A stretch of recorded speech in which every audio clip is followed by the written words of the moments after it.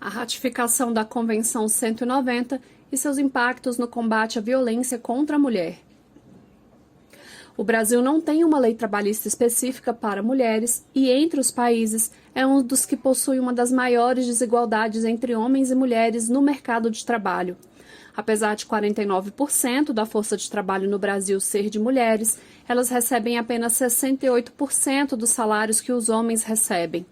A violência de gênero, que pressupõe superioridade masculina, é responsável pela valorização dos postos de trabalho femininos e prejudica a evolução e a promoção das mulheres nas carreiras profissionais, ainda que elas tenham mais tempo de escolaridade do que os homens. O resultado disso é que elas têm renda 41,5% menor do que a deles, segundo a Pesquisa Nacional por Amostra de Domicílios, a PNAD 2019. Esses dados, dentre vários outros, pautam um novo estudo da Organização Internacional do Trabalho, a OIT, cuja conclusão foi a publicação de um trabalho internacional que, pela primeira vez, reconhece a violência contra a mulher como causa e consequência de prejuízos ao mercado de trabalho, à economia, à produtividade e para o bem-estar social. A Convenção 190 e a sua Recomendação 206 estabelecem que a violência e o assédio no trabalho atingem de forma desproporcional as mulheres nos mais variados espaços sociais. As duas normas preconizam que o conceito de trabalho decente decorre de um mercado de trabalho livre de violência e assédio. A Convenção 190 estabelece que governos, empregadores e trabalhadores atuem nos trabalhos para prevenir e combater a violência de gênero. Além disso, o tratado aponta ainda os riscos psicossociais relacionados à violência doméstica, com impacto direto na vida laboral das trabalhadoras. A naturalização social da condição subalterna da mulher dentro do ciclo da violência doméstica potencializa a vulnerabilidade das mulheres e aumenta a desigualdade entre homens e mulheres no mercado de trabalho.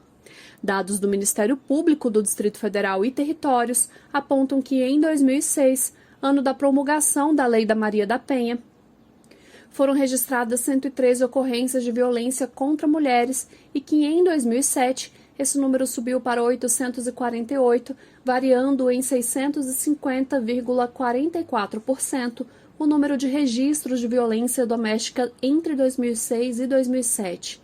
Mais recentemente, a mesma pesquisa apontou que em 2018 foram 6.791 registros de violência doméstica e que o ano de 2019 apresentou 6.481 casos, variando em 4,6% em relação ao ano anterior. Além de trazer abrangência para o conceito de violência contra mulheres e explicar o ciclo da violência doméstica, a lei trouxe também as medidas protetivas como uma importante política pública em defesa das mulheres. Afastar o agressor da vítima e promover a assistência para possibilitar que a mulher rompa com a condição de dependência do agressor são algumas das ações estatais importantes para a proteção da vida das mulheres. Em 2019, foram expedidas 14.435 medidas protetivas a mulheres no Distrito Federal, um aumento de 1.539 em relação ao ano de 2018. Porém, no trabalho, as mulheres não têm uma legislação que as defendam contra a possibilidade de sofrerem violência e assédio.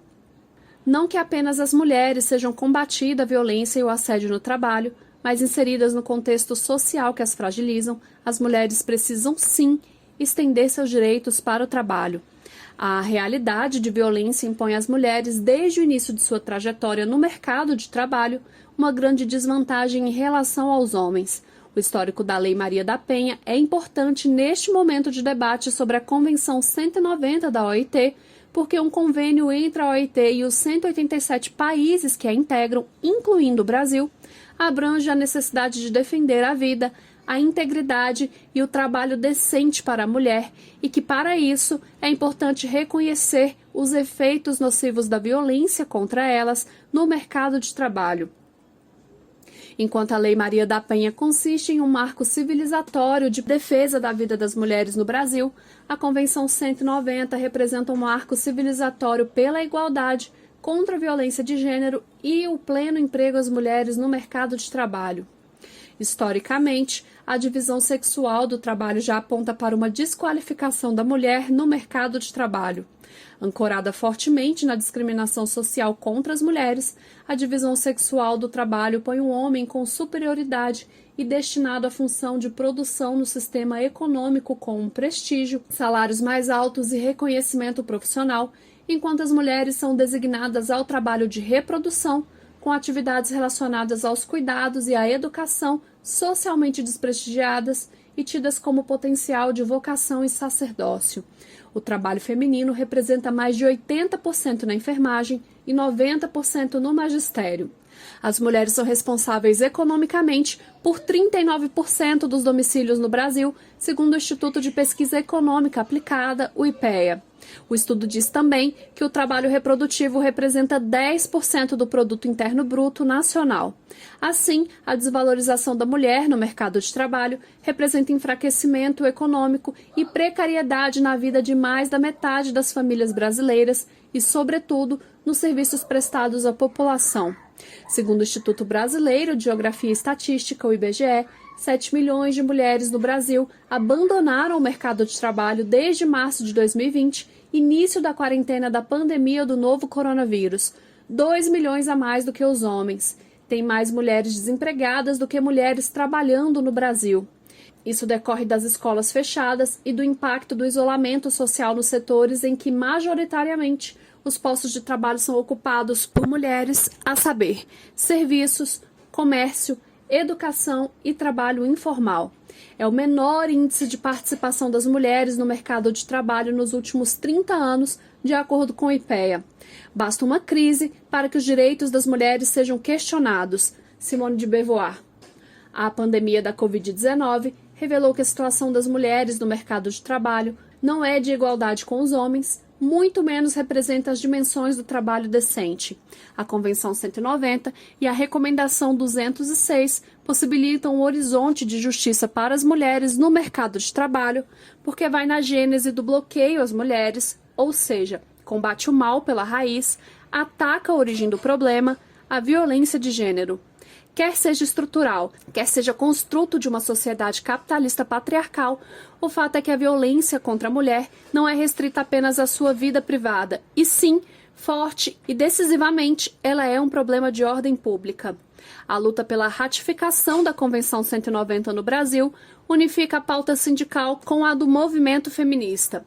Ela permite o advento de políticas públicas específicas para as mulheres no mercado de trabalho. Na Argentina, por exemplo, a Lei Micaela estabelece que toda pessoa em função pública tenha capacitação e formação sobre a violência de gênero. Na Colômbia, existe uma lei específica contra o assédio moral no trabalho.